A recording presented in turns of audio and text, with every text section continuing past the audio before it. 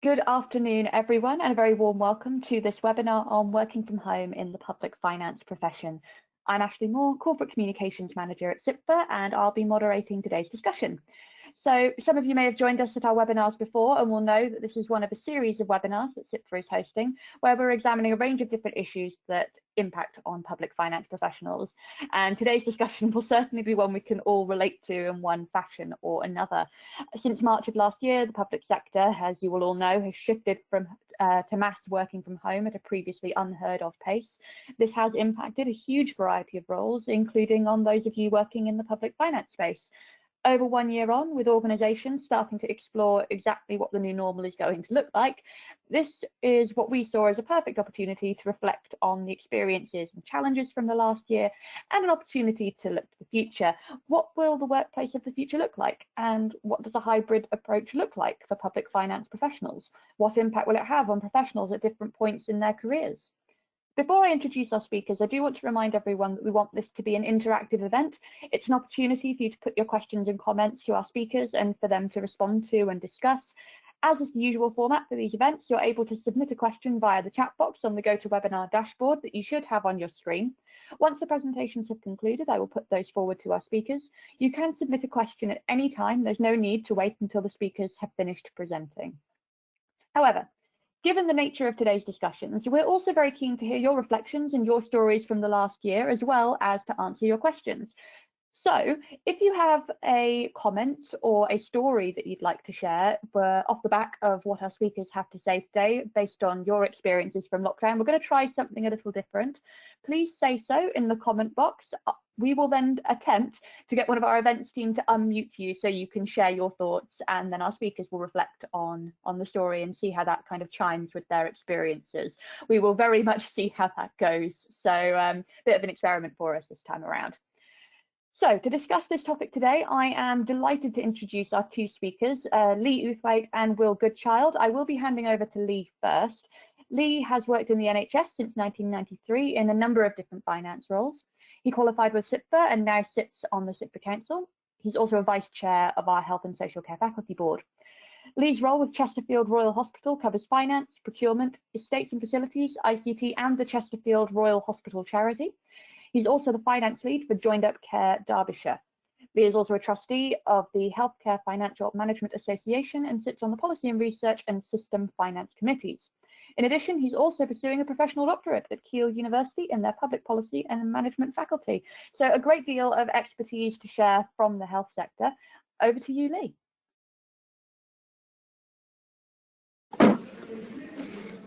Thanks ever so much. Hopefully people can see me, perhaps, but I evidently can't see them. And I do feel like a bit of a fraud if you can see me, not least because I'm sat in my workplace of Chesterfield Royal Hospital. So I feel like a complete not a fraud, given that I'm having a discussion about home working. I was going to talk about three things with your permission, really.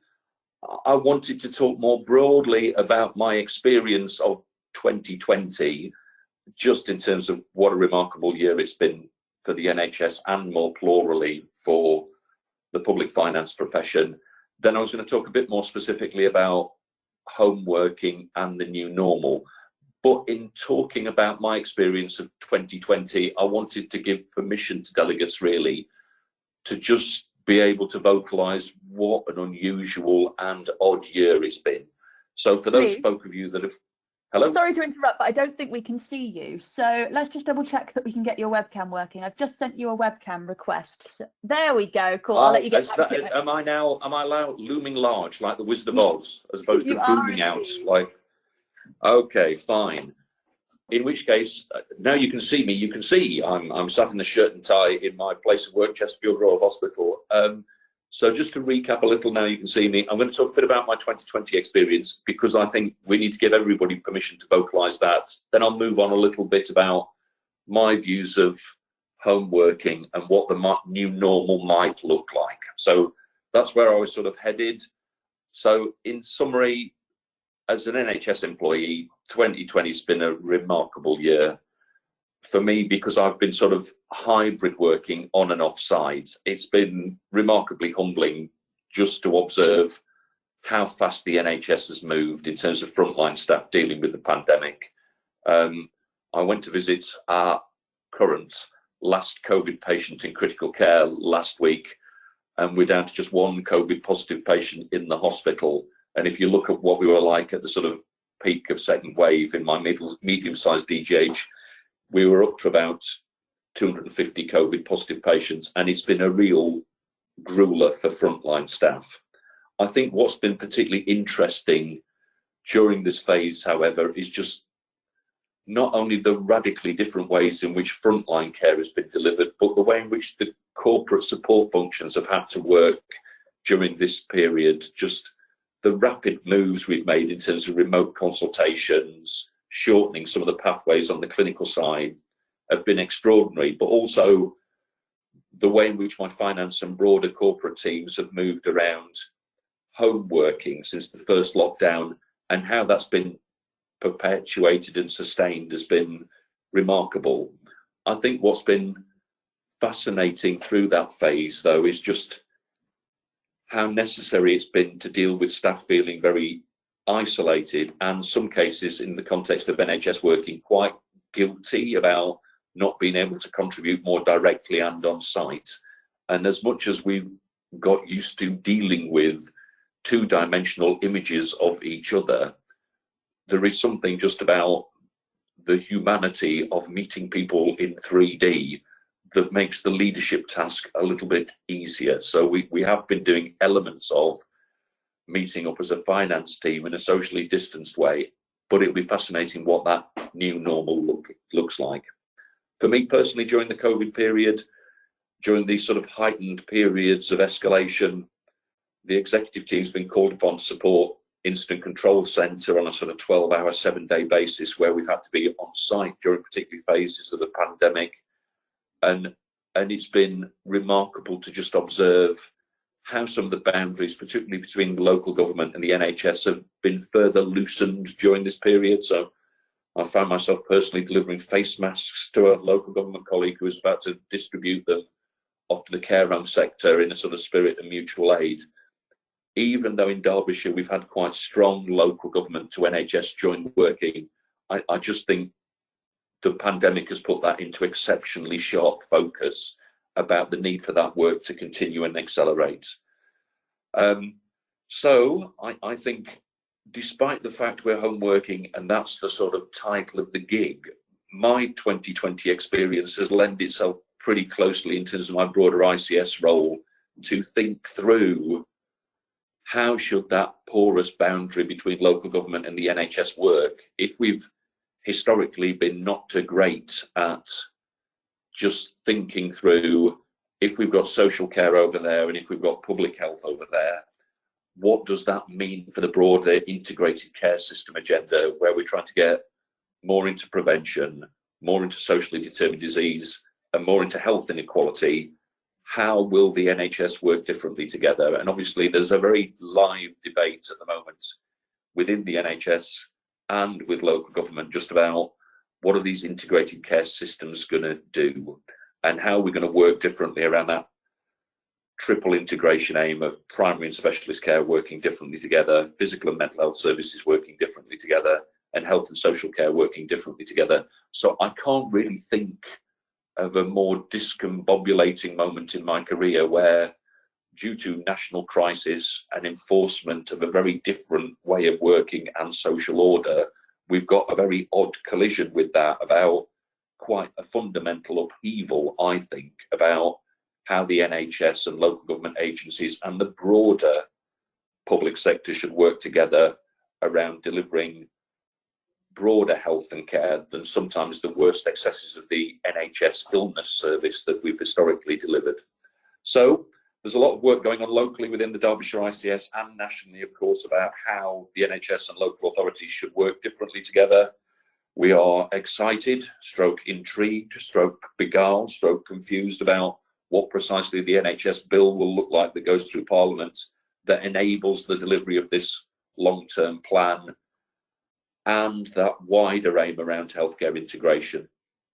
CIPFA's responded to the consultation on that bill about how this policy will knit together, and although it's currently looking very permissive, I think there's a huge challenge for us around how will the NHS and local government work more closely together to really deliver that integration aim. But perhaps a little bit more now on home working. Obviously, for me personally, we've kind of slipped into this sort of hybrid model of being in work and being at home. But for a lot of my finance and corporate support teams, they haven't seen anybody in 3 dimensions, some of them, since pretty much the pandemic began. All of my clinical commissioning group colleagues, they literally have not attended their office sites at exec director level, including the accountable officer now, for over 12 months. I have solely seen them as a 2-dimensional image. And I think what's particularly important and interesting in that home working debate is sort of what point in your career are you at to make that home working model viable. So to be brutally frank, if you are a slightly crusty middle-aged man like myself at a sort of senior and latter stage in your career, it's probably slightly more sustainable to home work than it perhaps is when earlier in my career, work was far more of a social function around meeting with colleagues, and the fact that when you were in the workplace at a point in your career, you absolutely needed that more informal network about how do you go about doing this sort of work. So I've been speaking to some of my external audit colleagues just around how difficult some of their more junior auditors have found this home working phase, because there's just something about inhabiting a shared environment and having the conversation about how you go about work, which is probably far more important at a more formative stage in your careers. So we know about organizations that have tried to arrange virtual water cooler moments. I'm not entirely persuaded there's a slight fuddy-duddy about whether or not that works perfectly compared with a more normal 3-dimensional water cooler moment.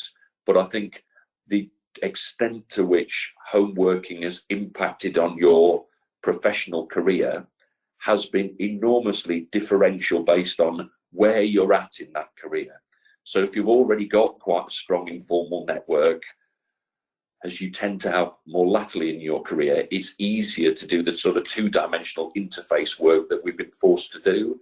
I think at a more junior stage where you're sort of building up that network and you're meeting people for the first time, I just think it's genuinely harder to do that work in that 2-dimensional space. Not impossible, but harder. And I think giving some care and attention to that is quite important for senior finance practitioners at the moment in the whole of the public sector. So I think that home working has differentiated itself amongst the different tiers of public finance professionals. To be brutally frank, it's been kind of okay for me, and I've been allowed out in terms of my visible leadership role in a hospital. I do think now we need to have a bit of a think about what the new normal hybrid working might look like. And self-evidently, I think we're going to be using Teams more. In my national roles, I haven't been anywhere physically in either my SIPFA or HFMA or NHS role since the pandemic began. Everything's been done on Teams, and I can't imagine there isn't going to be some hybrid working approach where the enormous amount of time we used to have as sort of thinking space traveling before the pandemic, I don't think that some of that will come back. So I think it'd be really interesting what that hybrid working model looks like. But as an organization now, I'm trying to critically appraise how much desk space will I need when we get into that new normal, and what will that hybrid working model look like? Because I'm not entirely persuaded that more conventional out of the house 9-to-5 working is ever going to return. I think then, just to finish on the sort of new normal, I think there are particular activities that we need to think through about where this virtual conversation just isn't going to work. I'm thinking particularly about building rapport in the business partnering role and what we need to do with that as a finance profession into operational areas. I'm thinking particularly about new staff and new starters and their education and training and development. And I'm thinking particularly about new relationships and how we build them, where I'm not persuaded this 2-dimensional work works perfectly. So just to recap, I think we've all had a really tough and differentiated year in 2020.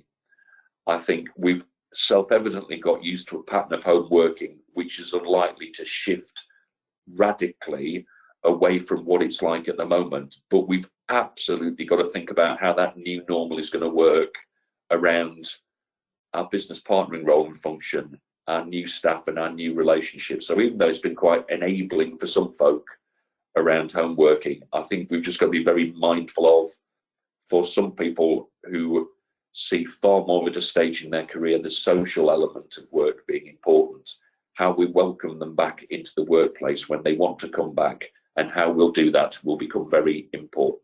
But I will end there and I will pass over to my colleague, and then hopefully we can get into a bit of a debate about what's this been like for you and how we go about supporting you as SIPFA around this return to the new normal, and hopefully allowing some of you out of your homes in the not too distant future. Thank you. Amazing. Thank you very much for your reflections there, Lee. And I think there's going to be a lot of food for thought there, and things that are going to chime with a lot of delegates who are on the call. That whole notion of being able to get back out in the world is going to be something that many people are clamouring for. Our second speaker is Will Goodchild. Will is a finance business partner working at Essex County Council in adult social care. He's been involved with SIPFA in numerous capacities, and he is the sitting SIPFA Student Network president.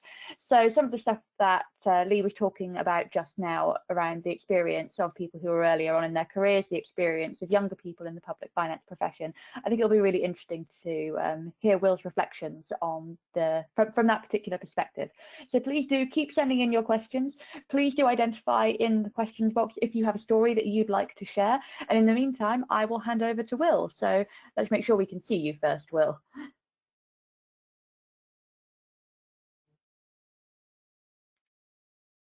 Can you see and hear me? Success. I will leave you to it then, Will. Excellent, wonderful. So good afternoon, everyone. I'm Will Goodchild. So I've slightly different to Lee, I suppose. I've got my best working from home attire on, the year of the hoodie and the joggers for me.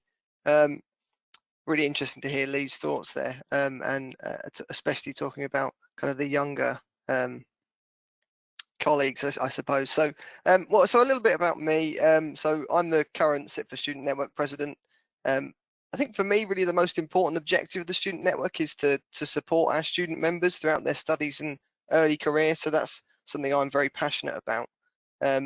So I started work with Essex County Council on their graduate training programme, and having graduated, currently working kind of as a finance business partner in adult social care. I lead on our mental health programme, working alongside the service, and I also take the lead on kind of cross-cutting pieces that don't nicely fit into one of the cohorts across adults. So today, so I'm going to approach the discussion topic from a number of angles today. I've got a few different hats that I can put on, I suppose. So I'm going to talk through my own experience of working from home for this past year, then moving on to kind of relaying a few of my peers' experiences. Then I'm going to look at how Essex have dealt with the pandemic from, I guess, the perspective of local government. And then finally, to kind of wrap up, I'm going to talk a little bit about what the future might hold. So, I mean, it's been an interesting year, to say the least. Quite a roller coaster working in adult social care. If I cast my mind back to a year ago, kind of March and April last year, they were probably some of the most intensely busy periods of my working career so far.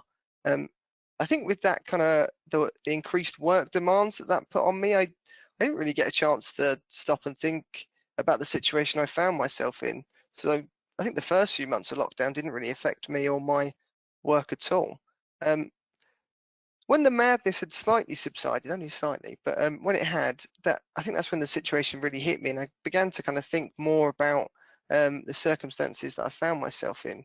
We'd also passed that, I think it was 12 weeks that they said it was all going to be over in, so we'd passed that time frame, and then kind of with no end in sight and living on my own and not talking to another human in the flesh for 1 week to the next, probably 1 month to the next, really.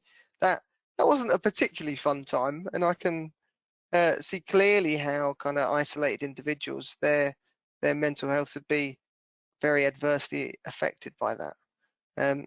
So I think it's going to be particularly important when making future decisions about working practices that we try and support every employee kind of regardless of their home situation. So how did I deal with that situation? I think fortunately for me, my friend happened to need a place to stay. And so ended up staying with me for around 3 months, and I'd really craved that social contact. I think Lee mentioned it earlier, but yeah, for me, just being on my own in this tiny little flat of mine, wasn't great. And so kind of having that social contact with my friend here was really valuable for me. And although speaking to people on Teams and colleagues on Teams, it's good, it's better than nothing, but it just isn't the same as talking to someone face to face. So I guess in terms of my ability to perform my kind of work role at home, I actually think I'm better equipped here than I am in the office. Working in local government, I think high-end, expensive technology probably isn't often at the top of the priority list. So using my own equipment is it's quite an upgrade, really. So I'm sat here, as you can see, in my very supportive racing car seat. Don't get that in the office. And in front of me is a much larger, kind of better resolution monitor. I think my final kind of point about my experience is that a lot of my colleagues are very thankful about not having to commute into work anymore, and I completely agree with that. I commuted to work for probably the first 2 or 3 years of my job at Essex, and I hated it. That hour every morning, driving in, getting on the park and ride bus, that thing was a nightmare. And so I really hated it, and I guess I hated it so much I put my money where my mouth was, and I bought my flat about a 3-minute walk to work. So I'd already got rid of that issue of commuting to work before the pandemic hit, so no benefit there for me, which is a bit of a shame, really. But okay, so I asked a few of my kind of friends and colleagues about their experience. They gave me a number of kind of positives and negatives. So the first few, let's go through the positives first. So everyone talked about greater flexibility, kind of that reduced commuting time, absolutely, really meaning that they could work kind of more flexibly around study and work, and even around their life, and much better than they could in the office. One of my colleagues mentioned something very interesting about kind of getting to know people better, which I hadn't kind of really thought about, but actually seeing people in their own home, like seeing their family walk across and that sort of thing. There's always a cat walking across somebody's screen somewhere, and really getting to know them on a more personal level has been really kind of helpful for kind of more efficient and closer working with their team. And another colleague mentioned about perhaps there was a bit of, I guess, a lack of trust when asking to work from home for an extended period of time, perhaps when they wanted to go home for Christmas or something, which is absolutely no longer an issue. There's no question about whether you can undertake your job as we've been doing it for a significant amount of time now. On to a few more of the negatives. So I think very similar to me, people feeling isolated when working from home, really missing that social interaction, and perhaps they felt that some of their senior colleagues might forget that students and younger people are far more likely to live alone or in very small flats, and they might not have I guess the same space or facilities to have a separate working and living space, which definitely has a negative impact on productivity and mental health.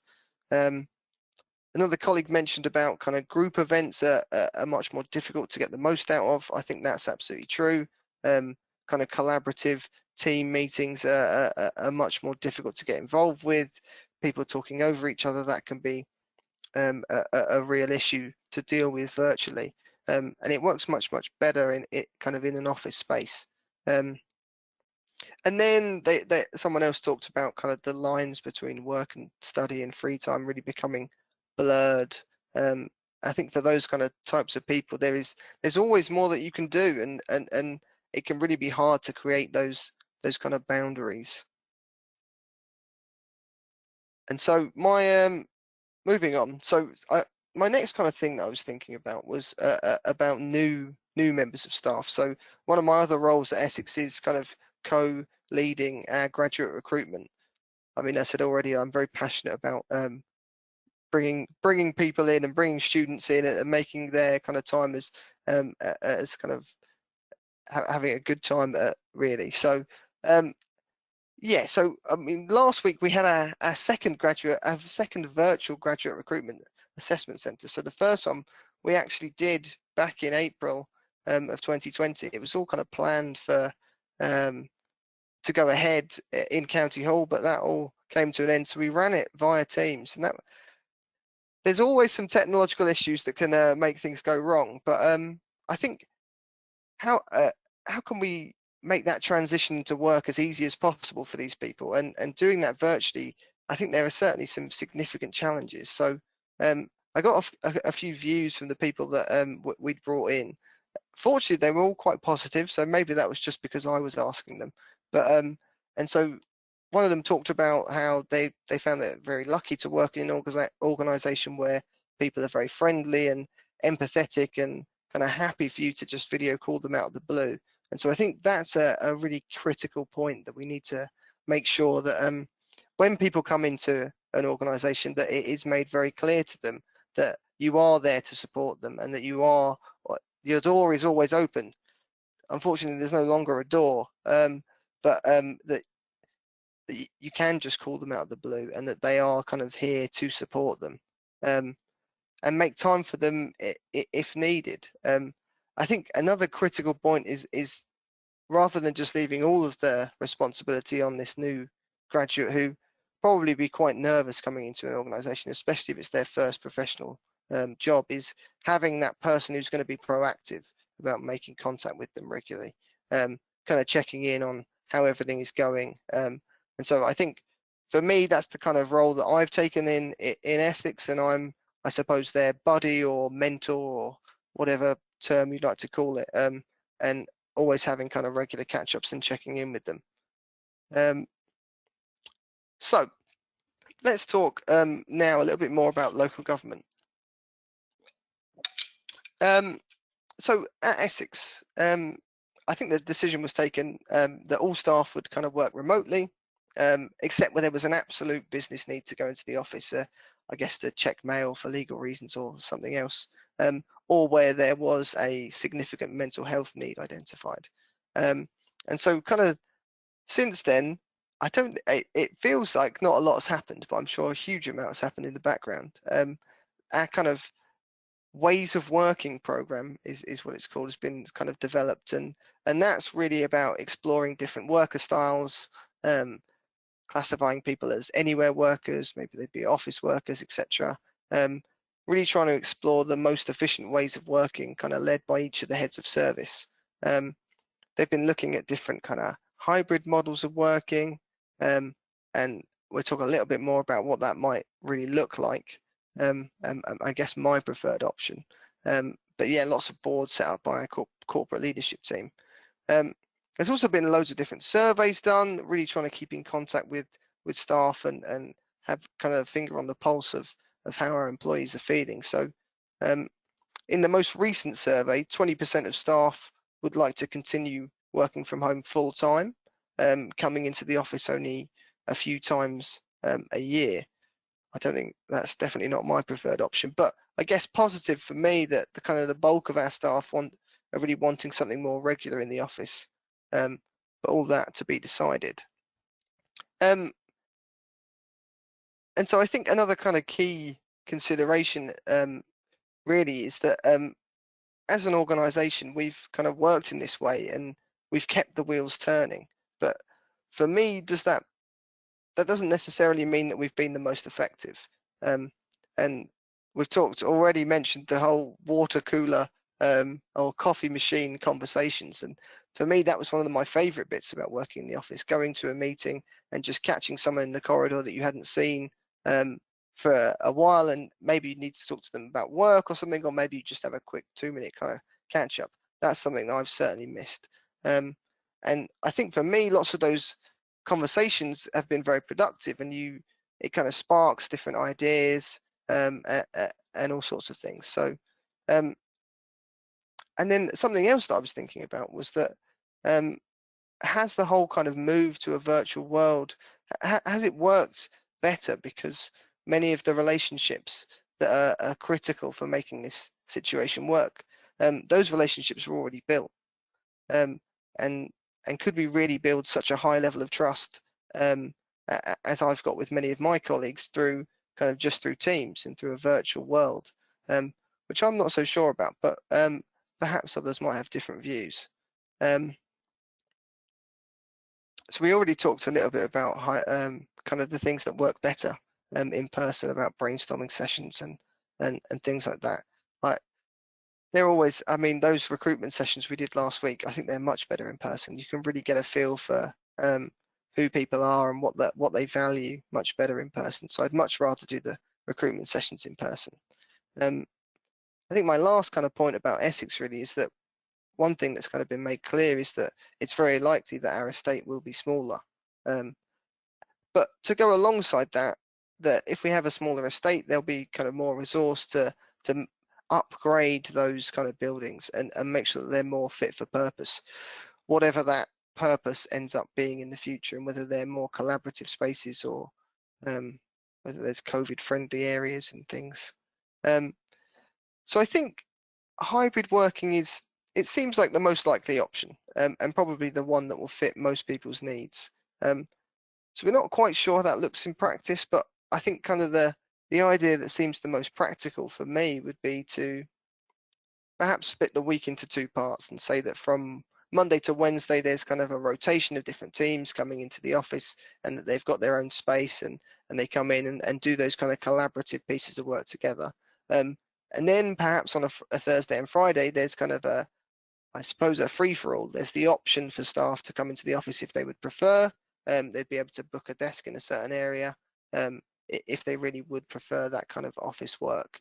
And so I think that, for me, gives a very good balanced approach, that you've got some time in the office for all staff members, making sure that people are seen and that people can come in and work together. But then there is the option to come in more if that is your preferred option. So kind of moving on to the future plans and kind of finishing up, I think, first of all, I think it's very helpful to kind of recognise that when lockdown started, this really was brand new and nobody had any idea what was going to happen. And I think it's completely manageable for people to deal with new and difficult scenarios when they're kind of planned and they've got a finite time frame.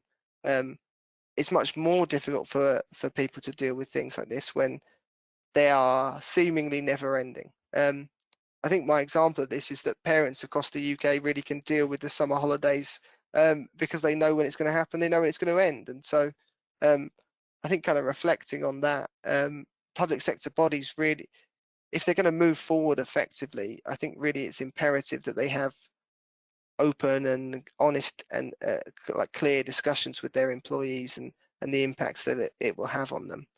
And then I think just to finish up, really, I think I'd like to talk about probably the most profound kind of conversation I had with a colleague recently.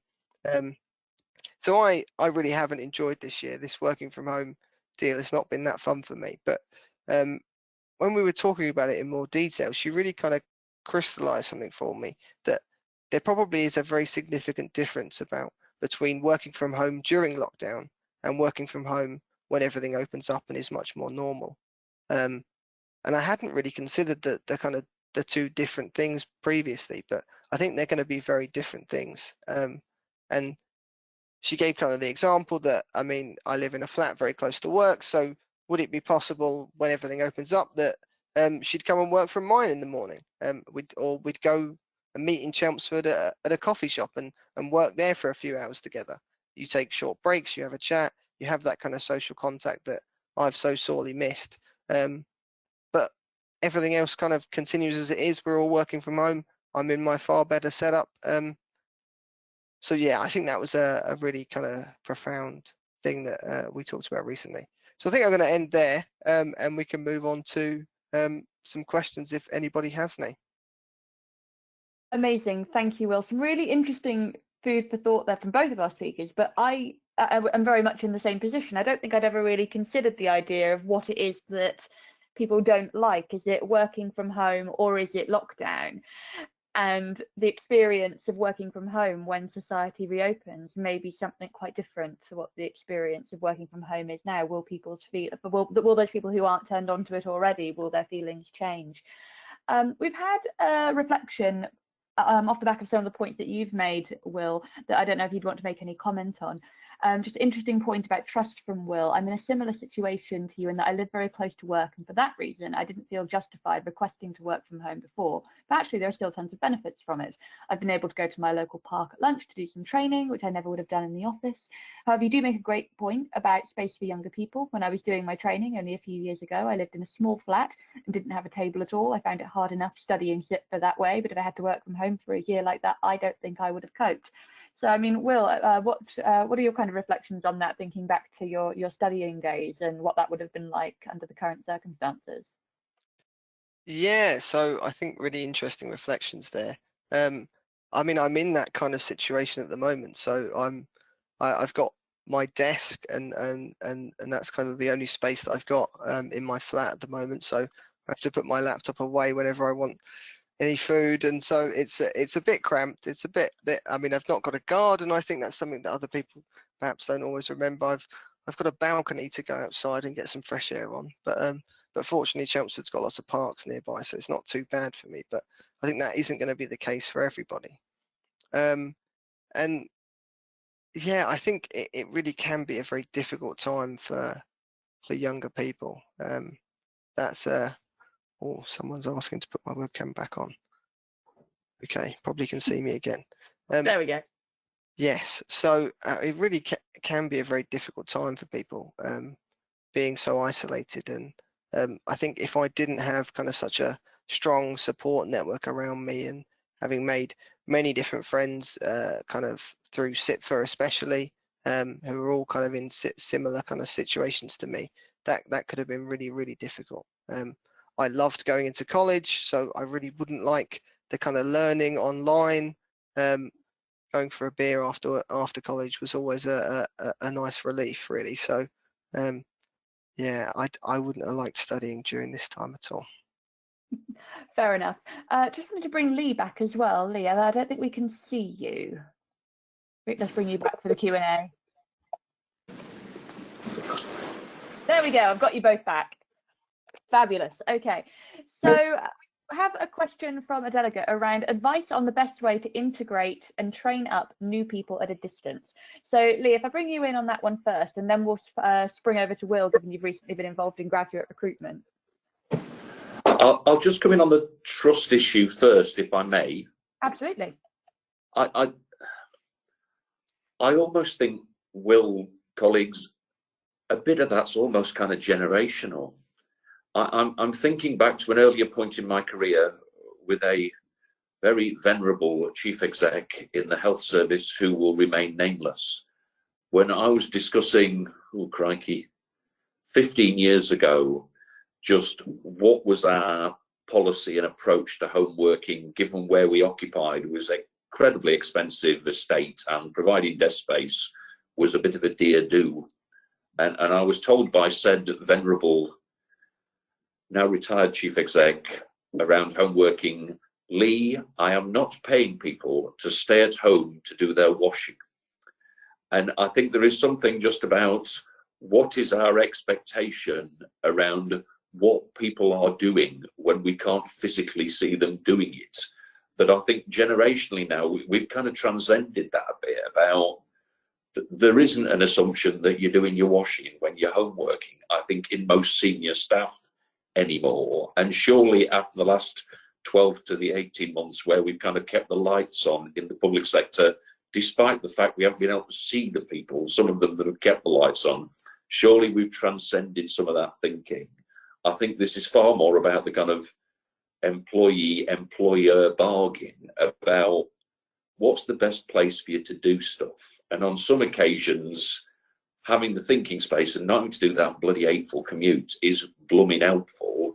In other instances, there is a moment where absolutely we need to socially network and we're social animals, and you just lose something not being able to do that.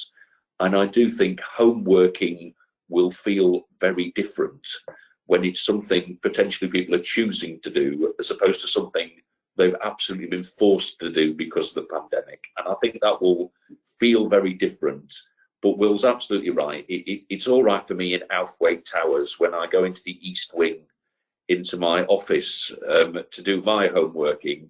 It's got a slightly different emphasis than if I was doing that in my 2 up, 2 down when I was first starting out, because candidly the kitchen table would have been my workspace. And for some folk, that delineation between work and home life and getting that balance right has been a lot blooming harder while they've been home working. And I think in some instances productivity's gone up because people have struggled to differentiate between what's work and what's home. If you don't have the luxury of working in the office in the East Wing of Outhwaite Towers, and I think it's been really different for different folk, that experience. Do you want me to go to the training point? Or I'm almost minded for Will to do it because he's a bit more proximate to it than me, but I'm happy to go first. But perhaps in terms of alternating voices, Will could go next, perhaps. Yeah, so I mean, I think some really interesting reflections there, Lee, as well. But in terms of training, I think what's made it okay for my 2 graduates that we've had kind of on, I mean, recently, I don't want to. My head's going to get bigger now, but I think having me there as somebody who is really kind of on the ball with supporting students has been very useful for them, and really kind of setting out early, I mean, almost immediately, that I am here to support you, and that your manager's there, and there's all sorts of other people, and everyone is really supportive, because that's the kind of culture we've built at Essex, and why I like it so much.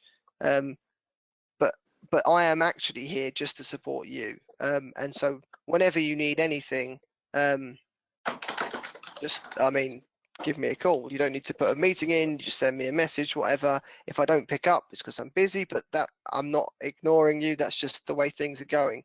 And so having that kind of really open and honest, frank discussion with people really early on, and hopefully getting them to believe that, it is kind of one of the most important things for me. Anything to add, Lee? I think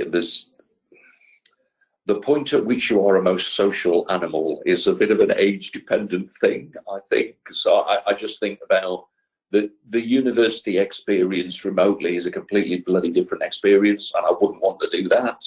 In exactly the same way, I wouldn't want to start my career in an environment where you kind of sat on your own in the middle distance, as brilliant as I'm sure you've been, Will, about providing 2-dimensional support for your students. It's kind of not the same gig. So I think there needs to be an absolute acknowledgement around just the differential impact of the last year on different folk based on, candidly, the phases you're at in your life. It's very different for me at home with my wife and 3 children during lockdown. Not that I haven't got an hard luck story about looking after my grandma for 12 weeks when she threw herself against the ground when we decided to look after her at home. But so everybody's got their own COVID-19 sort of war story, really. I think as much as we try and compensate for trying to find social avenues through this 2-dimensional media, I don't think we can delude it's the same. And if I was starting out as a student or starting out in my first role during this time, it's been particularly isolating. As much as many employers have tried to compensate for that, you can't do the same induction in a hospital as a new finance member of staff to really understand what you're engaging with at the point in which we're minimizing access. And candidly, I can't differentiate for new finance starters and other corporate starters lessening the rules of can you access site, because I haven't allowed blooming patient visitors to access the site. The non-executive directors haven't accessed the site. But I think there's something around why a number of us work in the public sector and the physicality of that and what it's delivering for citizens and patients, where you lose a load starting off in your career, not being able to go, you're now on the stroke ward, this is what goes on in theatres, this is what happens in adult social care, which is absolutely lost through this method of working. And to be honest, it was that thing that used to generate the vim and the zip with me, not necessarily making sure I was at a stage in my career perfectly business partnering or doing whatever I needed to do. It was the physicality of the service offering that kind of engaged and motivated me. And it's the thing we've all, many of us, but I've been quite lucky, have missed in terms of their engagement with the workplace, perhaps. Some great thoughts there. Just going into some of our other questions. One for you, Lee, to kick off with. So prior to the pandemic, local government were going towards co-location with our local CCG colleagues. Having worked from home over 12 months, I've seen a lot of people who I work with directly, but very few people outside that I would have seen CCG colleagues around the office before. Is there a danger that increased working from home models stops collaboration? And how might this affect council and NHS collaboration? I'd kind of hope not. And I imagine it's very different in different patches. I'd kind of observe in Derbyshire, because candidly, it's equally easy to get different agencies on the team's celebrity squares. I think I've seen more people, this is a reference that young people won't understand, this was a game show where 9 people would appear in boxes on a screen, Will, for your benefit, looking quizzical. So I've probably seen more of CCG and local government colleagues during the pandemics because it's been easier to meet them kind of remotely through Teams than candidly as all shuffling around across Derbyshire and different sites. So I imagine it's been hugely differential around some of the organisations that might have slightly retrenched in terms of older patterns of work and a sort of more organisational focus versus perhaps some other ones that have kind of gone, well, actually now, if I can get the accountable officer for the CCG and the 2 directors of adult social care in the 4 boxes on the screen to talk about what the hell we're going to do through next year, but perhaps in some areas it's eased some of that multi-organisational working. I think it's really hard to say. But if somebody's lived experiences, they've seen less and broader health and social care partners, that seems like a bit of a shame to me. Another question to kind of put to the both of you, actually, it'll be interesting to get both of your perspectives. So maybe, Lee, if we go to you first on this one, have you observed any management styles that have not worked well in the move to home working?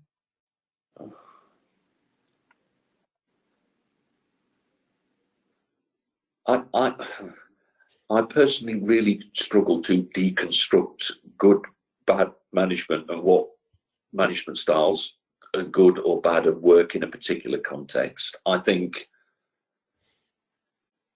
there's something about people that are more extrovert leaders are more likely to volunteer information and build rapport and make full eye contact in person and through the sort of Teams media.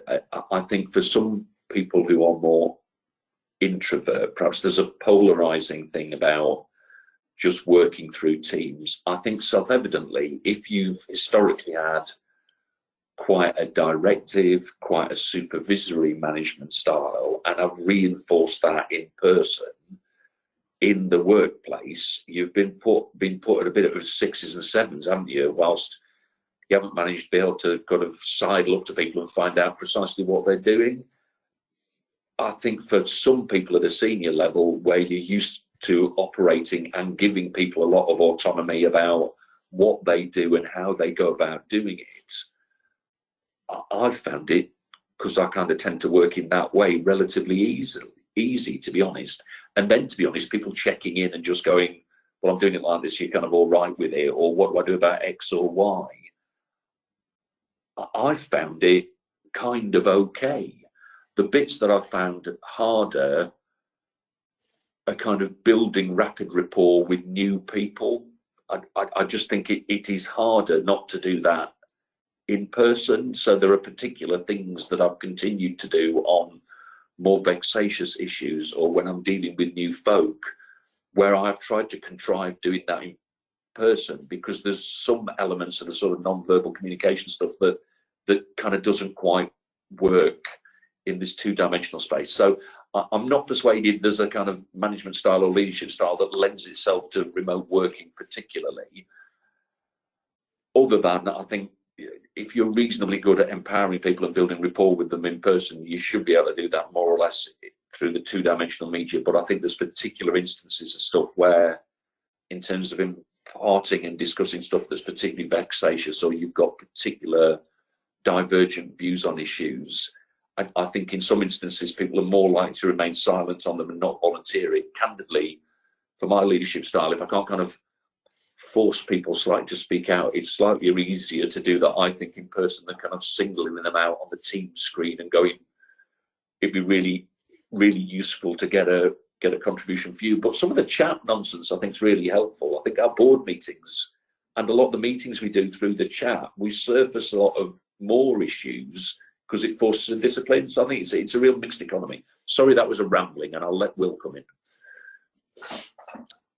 So in terms of, have I seen any less than ideal management styles? Probably not too much. I think one of the key things that I've kind of noticed amongst my kind of colleagues at Essex and between the different teams within finance is that I think people have had a better time if there has been kind of more time allocated for team meetings and for kind of get-togethers and that sort of thing. And that, I mean, in my team, we kind of set up a coffee meeting at 9:30 every morning where everyone would come in and we'd just chat about anything and kind of try and keep that social kind of, well, it's the water cooler meetings, but it's at 9:30 every morning for half an hour, which is a little bit weird.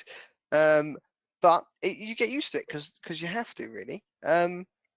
So, and then we'd have another kind of work meeting every afternoon.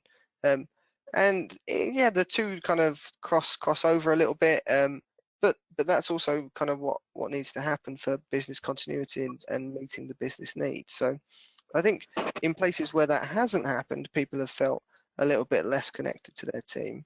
And I think probably one of the things that it's been most interesting for me is that even in situations where I think it might feel a little contrived and people are trying too hard and that they're doing all these quizzes every day and they're trying to do all this stuff, I think most people are really like that, even if they might not like to admit it. And that even trying to do those kind of things is, you might be like, oh, not another quiz or whatever, not another silly game, but it's a bit of fun and it's a little bit light-hearted, and I think people really kind of appreciate that. Great. So next question, and I think actually we'll come to you first on this one, because I think you touched on this as part of what your comments earlier. So is there a general concern that lack of public sector investment in office technology or the IT firewalls that often apply might make it more difficult for staff and organisations to operate effectively on a digital basis when having to use the office IT and not your home computers? So obviously, Will, you touched on your comfortable chair and your wonderful monitor. So what are your thoughts about home working becoming more of a normal and IT provision coming from the office? Yeah, I think it's a really kind of critical point for making sure that everyone can do what they need to do, and that kind of employers and supporting employees in the best way they can. And that I, for one, would certainly like to use my high-tech PC that sat next to me rather than this old laptop that I'm doing this kind of presentation from. That would be much easier for me. That it would work much better than this old piece of crap does. So I hope no one from Essex is watching. Sorry, guys. But yeah, I think the other thing about people's kind of broadband and connectivity is a really important one, and that lots of my colleagues kind of live a little bit further out and they don't have the best kind of connection. It's, I mean, I pay for very high fast broadband as that's kind of what I need, and so everything works perfectly for me. But for my colleagues where it doesn't, that is thoroughly frustrating, not only for them but for everyone else. And when people are cutting in and out, and it makes that kind of the meeting is kind of broken up, and you lose that flow that you don't have when you're in person. And so yeah, I mean, I'm always a massive advocate of investing in technology. I think people would be more productive. There'd be less kind of, although it's nice when you're sat in the office and you go, oh, I've got the donut of doom again, and everyone goes, oh, not again. Yeah, I had that earlier, and it's sat there spinning around, and you're just kind of waiting. You can have a bit of a chat. When it happens at home, well, you can't do anything. I'm sat here on my own, just twiddling my thumbs. There's no kind of social contact break, or you don't. Yeah, I can go and make a coffee or something, but then I can't have a conversation with anyone because it's just me and the kettle. So yeah, I think investment in IT would be a really good kind of thing. But I'm not sure we'll ever upgrade quite to perhaps have the private sector to do it. Lee, do you have any Perhaps to build on that. Yeah, perhaps to build on that. I mean, I was once the miserable bugger director of finance who was told by his sort of IT service manager that in my hospital, with the current pace of sort of end user device refresh, we were sort of investing at a rate whereby we'd replace the sort of last PC and laptop in a sort of 100 years time. So it wasn't really keeping pace with the absolute requirement. Speed it up a bit. There is something here, isn't there, about sort of finite resource in the public sector and what we need to invest in to make this work. And I think very reasonably, the health and safety executive, when we went to the first lockdown, was quite kind of laid back and understanding about not making the right workplace provision for working at home. But I think they've signalled they're getting a lot more impatient about that now. So people sitting looking at a pokey screen, working on their sofa, and us assuming as employers that that's good enough, I'm afraid it isn't. So it's great that Will's self-selected for his good broadband, his reasonable PC and his comfy chair. I think if we've got expectations as employers that this is going to carry on, there's going to have to be a slightly different conversation about, well, what's the role of the individual and what's the role of the employer to make this work. But self-evidently, if you're sat in some broadband crappy area, and if you've had to homework in an environment that's just been hard work, I think it's played into the worst excesses of isolation. If you've got reasonable broadband and you've got a reasonable home working setup, it's a damn sight easier, isn't it? And I think as employers, we've got to be a bit more interested in some of that stuff about what we get back to in terms of new normal. So on that, I think we've got time for one more question. So this one's kind of looking to the future a little bit, and we'll start with you, Lee. Do you have any thoughts around, if we're moving to a hybrid approach into the future, any kind of problem with developing an us and them culture, developing between those who choose to work in the office and those that work at home? I think less so about people that are expressing preferences about what they would like to do. I think there's a bigger problem about sort of which roles require a physical presence. It would be very hard for some of my staff nurses to work remotely. So therefore, through the pandemic, we've had an absolute expectation that they're still ministering to the sick in person. I don't think that's unreasonable in terms of the nature of the work that they do. However, but there is palpably an issue there, isn't there, around people seeing equity between people that are allowed to homework and people that are not. And I think there's no way that we're going to generate a cookie cutter approach to that as an employer to say, if you do these roles, you can work from home, and if you do those roles, you absolutely can't. There's something just about the sensitivity of middle management to those conversations to say, it's perfectly acceptable for you to do your study time at home as a staff nurse. It's perfectly acceptable for you to do this sort of role working from home, but self-evidently we need a presence there. I just think employers that are handling that conversation in a more sophisticated way, I really can't see some sort of tribal difference between the finance creditor clerks that want to homework and the finance creditor clerks that want to come into the office. I can't see that. So long as they've got some sort of free will determination of what works for them. Where I see there being a bigger clash is about those roles that require a physical presence and those that don't, and people understanding that difference and being supportive of decisions that we make as employers in that space, perhaps. Great, thanks, Lee. Will, any final reflections before we finish up? I think my only kind of point around that about us and them is that kind of a practical example, probably bringing the last two questions together really, is that there might be kind of significant issues with our current kind of technology. For if some people are in the office and some people are at home, how can they all meet together? And how do we actually support that?